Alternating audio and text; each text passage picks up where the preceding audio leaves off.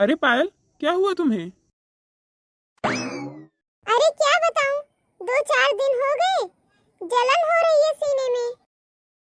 अच्छा, ऐसा क्यों हो रहा है?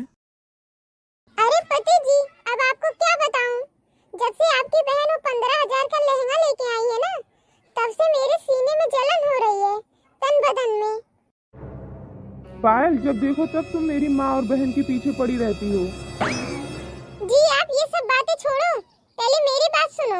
आप मेरे लिए भी कोई अच्छी सी साड़ी लेके आओ ना, जिससे मेरी सास और ननद के सीने में भी जलन हो जाए। मैं साड़ी पहनूं और उनके भी तन बदन में आग लग जाए। पायल पागल हो गई है क्या? मेरे पास पहले से पैसा नहीं है।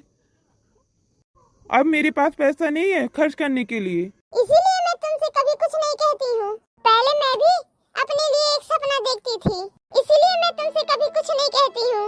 पहले मैं भी अपना एक सपना देखती थी कि शादी के बाद मैं अपने सारे सपने को पूरा करूंगी।